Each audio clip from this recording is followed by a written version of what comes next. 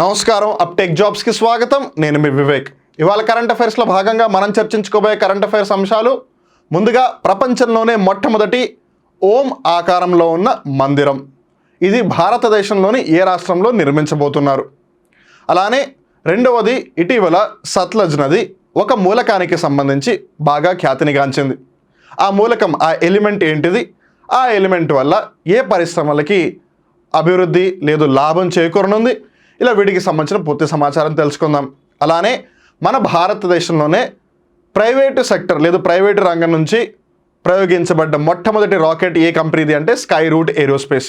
అది హైదరాబాద్కి సంబంధించిన ఒక ప్రైవేట్ స్పేస్ స్టార్టప్ కంపెనీ అని చెప్పొచ్చు. అయితే వాళ్ళు ఇంతకుముందు లాంచ్ చేసింది విక్రమ్ ఎస్, అది నవంబర్ 2022 ఆ పర్టికులర్ టైంలో లాంచ్ చేశారు. దానికి సంబంధించి ఇప్పుడు ఒక మేజర్ డెవలప్మెంట్ జరిగింది. ఆ డెవలప్మెంట్ ఏంటి, ఇలా వీటికి సంబంధించిన పూర్తి సమాచారం మనం ఈ వీడియోలో తెలుసుకోవడానికి ప్రయత్నం చేద్దాం. సో ఇంకెందుకు ఆలస్యం, let's get into the details. But wait, before getting into the details let me tell you one very important thing. Aptech jobs app ఏదైతే ఉందో దానికి సంబంధించి కొన్ని మేజర్ అప్డేట్స్ చేయడం జరిగింది. సో ఒకవేళ మీరు యూజర్ ఎక్స్పీరియన్స్ని ఇంకా మెరుగ్గా ఉంచాలి అని అనుకుంటే కనుక గూగుల్ ప్లే స్టోర్లోకి వెళ్ళి వెంటనే అప్టెక్ జాబ్స్ యాప్ని అప్డేట్ చేయండి. సో దట్ ఒకవేళ ఏమన్నా బగ్స్ ఉన్నా, టెక్నికల్ ఇష్యూస్ ఏమైనా ఉన్నా అవన్నీ సార్ట్ అవుట్ అయిపోతాయి. So don't forget to update అప్టెక్ jobs app in Google play store. అలానే అప్టెక్ జాబ్స్ యాప్లో టీఎస్పీఎస్సీ అవ్వచ్చు, ఏపీఎస్సీకి సంబంధించి అయి ఉండొచ్చు, టెట్ అవ్వచ్చు, డిఎస్సీ అవ్వచ్చు, డిఏ అవ్వచ్చు, ఇలా అన్ని ఫుల్ కోర్సెస్ మీద కూడా 80% భారీ ఆఫర్ రన్ అవుతుంది. ఇది మీకు ఒక పూర్తి సంవత్సరం కాలం పాటు ఈ కోర్సులన్నీ లభిస్తాయి. ఈ వచ్చిన అవకాశాన్ని మీరు అందరూ సద్వినియోగపరచుకొని మీరు ఏదైతే ఎగ్జామ్ని క్రాక్ చేయాలి అనుకుంటున్నారో ఎగ్జామ్ని క్రాక్ చేయాలి అని మనస్ఫూర్తిగా కోరుకుంటూ wishing everyone all the very best. And on that note, let's get into the details of today's current affairs. So ముందుగా మనం చర్చించుకోబోయే కరెంట్ అఫైర్ అంశం ఓం ఆకార్.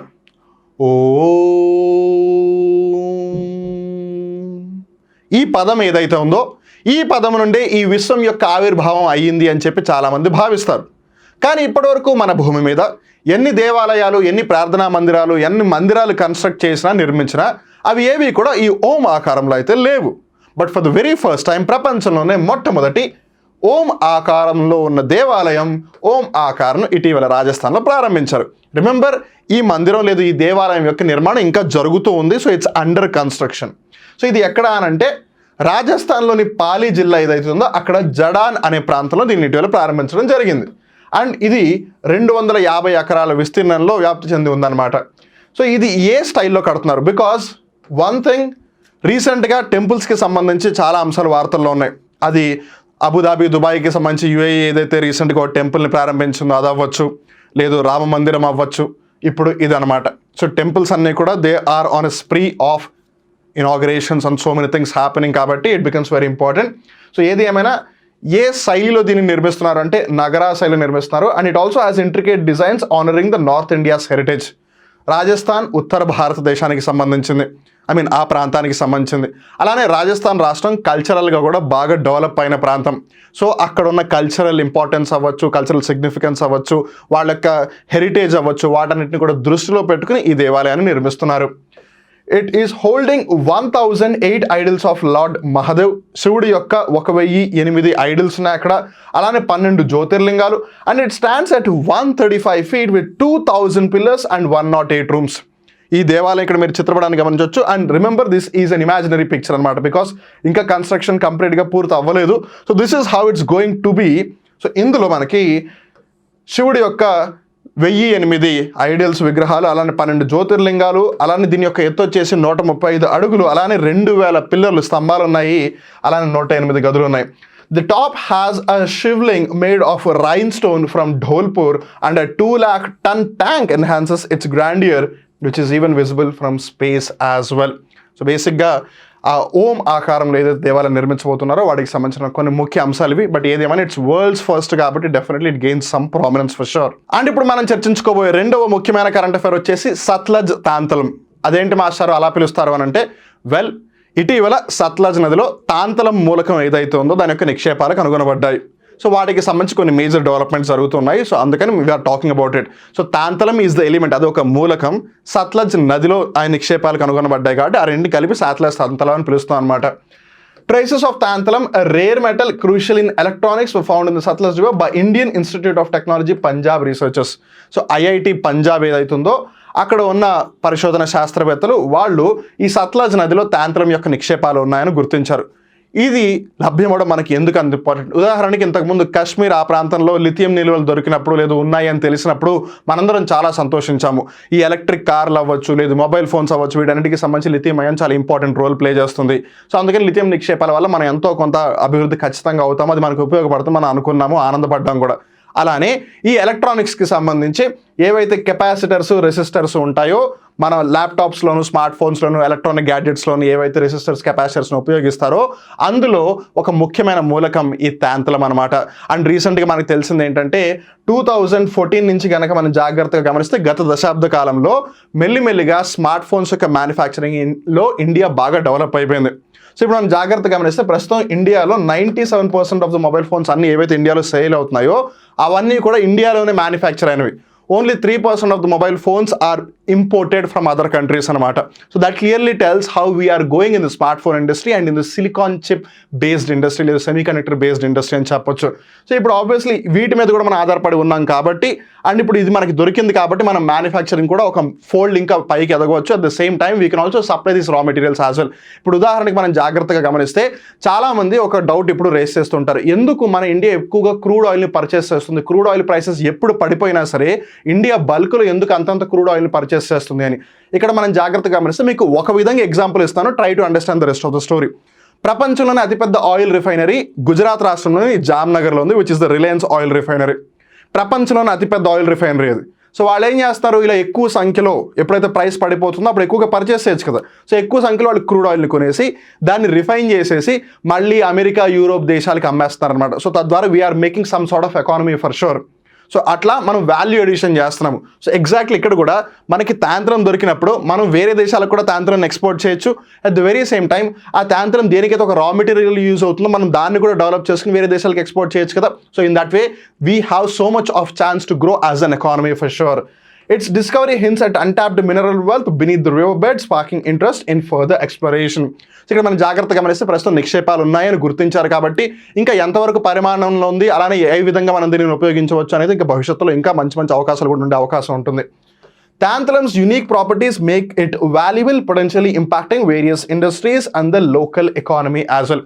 సో ఇప్పుడు ఆబ్వియస్గా ఇది సత్లజ్ నదికి సంబంధించి కాబట్టి ఆ చుట్టుపక్కల ప్రాంతాలన్నీ కూడా ఒక విధంగా ఎకనామిక్ డెవలప్మెంట్ అయ్యే అవకాశం చాలా ఎక్కువగా ఉంది. అండ్ మోర్ ఓవర్ కెపాసిటర్స్ అవ్వచ్చు, రెసిస్టర్స్ అవ్వచ్చు, లేదా సెమీ కండక్టర్స్ అవ్వచ్చు, స్మార్ట్ ఫోన్ ఇండస్ట్రీ అవ్వచ్చు, ల్యాప్టాప్స్ ఇండస్ట్రీ అవ్వచ్చు, టీవీ ఇండస్ట్రీ అవ్వచ్చు, ఒక విధంగా మ్యానుఫ్యాక్చరింగ్కి సంబంధించి ఒక ఊతం అయితే ఖచ్చితంగా లభిస్తుందని చెప్పొచ్చు. అండ్ ఇప్పుడు మనం చర్చించుకోబోయే మూడవ కరెంట్ అఫైర్ అంశం వచ్చేసి కలాం 250. అదేమిటి చాలా వింతగా ఉంది పేరు అని అంటున్నారా? వెల్, ఏపీజే అబ్దుల్ కలాం గారి గురించి మనం స్పెషల్గా ఇంట్రడక్షన్ ఇవ్వాల్సిన అవసరం లేదు. The missile man of India, every one loves him. ఆయన పేరు మీదే ఒక రాకెట్ని లేదా ఒక విధంగా శాటిలైట్ని లాంచ్ చేస్తున్నారు, లేదా ఒక శాటిలైట్ లాంచింగ్ వెహికల్ ఉందని చెప్పొచ్చు. అయితే ఇది వార్తల్లోకి ఎందుకు వచ్చింది అంటే let's get into the details. Skyroot aerospace అని హైదరాబాద్కి సంబంధించిన ఒక అంతరిక్ష కంపెనీ ఉంది. ఐ మీన్ అంతరిక్ష company in the sense not space company in literal terms, space based company. ఇప్పుడు ఎలా అయితే మనకి ఇస్రో ఉంది, ISRO is a government owned entity, but ఇప్పుడు మెల్లిమెల్లిగా స్పేస్ సెక్టర్లోకి ప్రైవేట్ కంపెనీస్ కూడా భాగస్వాములు అవుతున్నాయి. ఎలా అయితే అమెరికాలో స్పేస్ ఎక్స్ ఉందో అలా ఇండియాలో ఒక విధంగా మెల్లిమెల్లిగా స్కైరూట్ ఏరోస్పేస్ లాంటి ఎన్నో కంపెనీలు వస్తున్నాయి. సో ఈ కంపెనీ హైదరాబాద్ బేస్డ్ కంపెనీ అనమాట. వీళ్ళు ఇంతకుముందు ఆల్రెడీ విక్రమ్ ఎస్ అని ఒక రాకెట్ లాంచ్ చేశారు and it was successful as well. So వీళ్ళే ఈ కలాం 250 అనేది టెస్ట్ చేశారు. సో ఇటీవల ఏం చేశారంటే Skyroot aerospace company, the leading space tech company which is a private company, has successfully testified the stage 2 of Vikram 1 space launch vehicle. ఇక్కడ మనం జాగ్రత్తగా గమనిస్తే స్పేస్ లాంచ్ వెహికల్ అంటే ఏదన్నా ఒక ఉపగ్రహాన్ని, ఒక శాటిలైట్ని అంతరిక్షంలోకి స్పేస్కి తీసుకువెళ్ళాలి అంటే ఒక వాహక నౌక కావాలి. ఇప్పుడు మీరు ఇక్కడి నుంచి ఇంకో చోటకి వెళ్ళాలంటే యాక్చువల్గా మీరు వెళ్ళట్లేదు, అఫ్కోర్స్ మీరు నడిచి వెళ్తే తప్పిస్తే, మీరు ఒక సైకిల్ మీద వెళ్ళినా, ఒక బస్సు, కారు, ట్రైన్, ఫ్లైట్లు వెళ్ళినా సరే బేసిక్గా అది మిమ్మల్ని తీసుకెళ్తుంది. డ్రైవ్ మీరే చేసినా సరే it's still the vehicle that is taking you there. In the very same way శాటిలైట్ని ఇక్కడి నుంచి అంతరిక్షంలోకి తీసుకువెళ్ళాలంటే ఏదో ఒక వాహక నౌక కావాలి, which is called as space launch vehicle. So వాళ్ళు దానికి పెట్టిన పేరు విక్రమ్ 1 స్పేస్ లాంచ్ వెహికల్ అనమాట. సో ఎస్ఎల్వి అని పిలుస్తారు దీన్ని ఇన్ షార్ట్. మీరు వినే ఉంటారు SLV, ASLV, PSLV polar satellite launching vehicle, GSLV geosynchronous satellite launching vehicle. అట్లానే వీళ్ళు విక్రమ్ 1 అని పేరు పెట్టుకున్నారు. అండ్ విక్రమ్ 1 అని ఎందుకు పెట్టారు? బికాస్ మన భారతదేశానికి సంబంధించి అంతరిక్ష ఏదైతే కార్యక్రమం ఉందో దానికి సంబంధించి పితామహునిగా ఎవరిని పరిగణిస్తారు? Who is considered as the father of Indian space program? Vikram Sarabhai గారు. సో ఆయన ఏదైతే అంతరిక్ష రంగానికి సంబంధించి సేవలు అందించారో దానిని గుర్తిస్తూ గౌరవిస్తూ వాళ్ళ యొక్క స్పేస్ లాంచ్ వెహికల్కి విక్రమ్ 1 అనే పేరు పెట్టారు. అయితే ఈ స్పేస్ లాంచ్ వెహికల్స్ కూడా అన్నీ కూడా డైరెక్ట్గా స్పేస్లోకి వెళ్ళిపోవు. కొన్నేమో అట్మాస్ఫియర్ లిమిట్ వరకు వెళ్తాయి. అంటే కర్మన్ లైన్ ఏదైతే ఉంటుందో అట్మాస్ఫియర్ని అవుటర్ స్పేస్ని డిఫరెన్షియేట్ చేస్తుందో కొన్ని ఆ కర్మన్ లైన్ వరకే వెళ్తాయి, కొన్ని ఆ కర్మన్ లైన్ దాటి వెళ్తాయి. ఈవెన్ మీరు PSLV GSLV లాంచెస్ గమనించినప్పుడు stage 1, stage 2, stage 3, solid fuel, liquid fuel, cryogenic fuel ఇలా వింటూనే ఉంటారు కదా. సో స్టేజ్ 2 చాలా ఇంపార్టెంట్. ఎందుకంటే ఆ కర్మన్ లైన్ దాటి అట్మాస్ఫియర్ని దాటి మీరు అవుటర్ స్పేస్లోకి వెళ్ళాలి అని అంటే మీరు ఖచ్చితంగా స్టేజ్ 2ని డెవలప్ చేసి తీరాలి. So that's what the Kalam 250 has done. ఎక్కడ చేశారు ఇంతకీ test? At the propulsion test bed of the ISRO which is at the Satish Dhawan space centre in Sriharikota.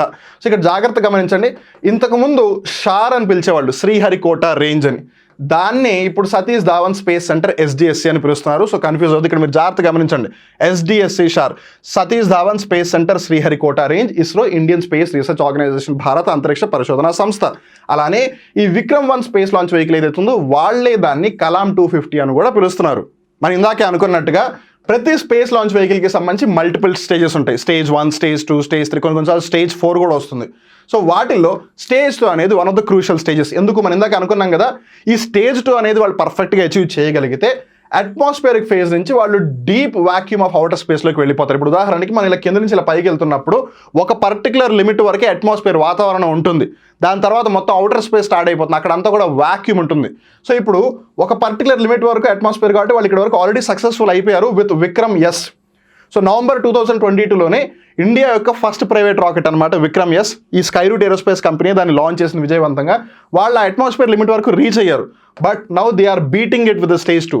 Of course ఇంకా చేయలేదు, బట్ దానికి సంబంధించిన టెస్ట్ అయితే వాళ్ళు సక్సెస్ఫుల్గా కండక్ట్ చేశారు. And that is why it is in the news. And ఇక్కడ మీ చిత్రపటంలో విక్రమ్ S ని కూడా గమనించవచ్చు.